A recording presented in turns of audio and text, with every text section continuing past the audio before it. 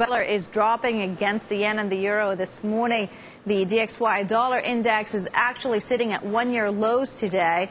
And joining us now is a money manager who says that this may just be the beginning of a further decline in dollar-denominated assets. He's Peter Schiff. He's the CEO of the broker-dealer Euro Pacific Capital out of Stamford, Connecticut, coming to us this morning. David Malpass, the chief economist at Bear Stearns, is also still with us here on set. So let's start off, Peter, with this idea that you think that these declines are going to continue. Why is that? Well, first of all, it's not necessarily the dollar just falling against the yen and the euro. The dollar is pretty much falling against every currency on the planet right now. We're at a 28-year low against the Canadian dollar.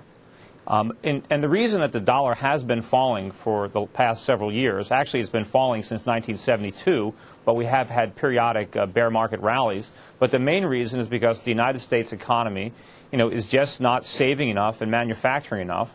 And we are running enormous current account and trade deficits, and the world is getting tired of financing them. And as we continue to export, trillions of dollars into the world economy, and the world has nothing to do with those dollars except sell them, there's going to be tremendous pressure. But Peter, that was all true last year, and we certainly did not see dollar weakness last year. Well, we saw a bounce. I mean, we had fallen for a few years, and then we had the Fed raising interest rates, and nothing goes down for a straight line.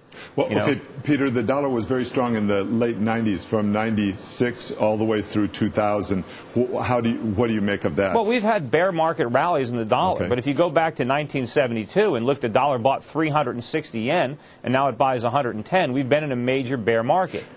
But, the problem for the dollar is the fundamentals have gotten so much worse in the last couple of years. The major Wall Street brokerage firms back in the 1990s, late 1990s, were very complacent.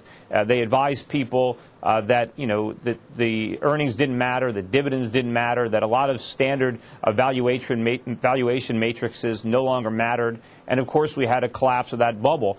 Today, Wall Street is making the same mistake with economics and trade, telling people that savings don't matter, that manufacturing doesn't matter, that current account deficits don't matter, that trade deficits don't matter.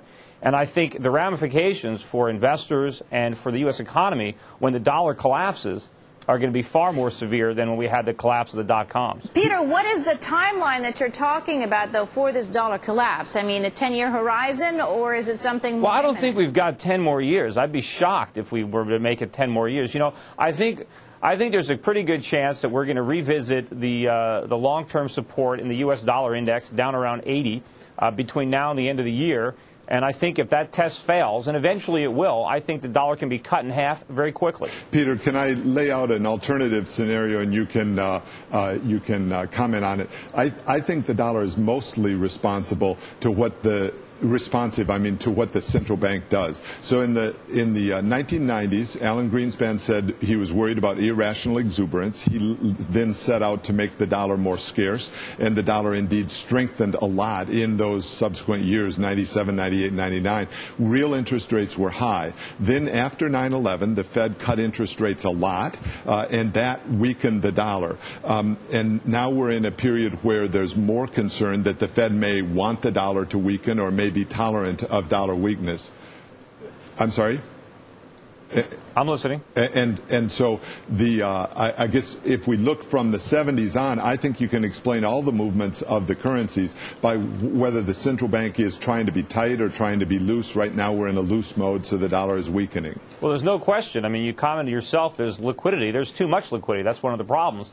And the other problem for the Fed is even if they wanted to defend the dollar by raising interest rates the way we did in 1980 when we had Paul Volcker, the U.S. economy is so vulnerable right now to interest rates with all the adjustable rate mortgages out there and the enormous national debt that's financed with Treasury bills that we can't even afford to try to stabilize the dollar. Yeah, I think on the fundamentals that we're in a lot better shape than what you're laying out. One is on the national... I'm sugarcoating it.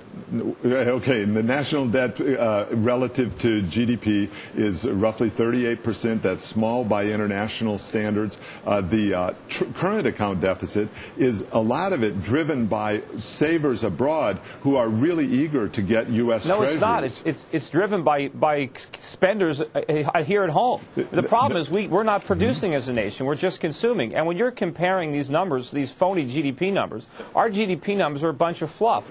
Look at the manufacturing goods that we import. Look at the percentage of what we consume. Tradable goods we're going to is have imported. to take this break, but please stay with us. We're going to be right back after this break.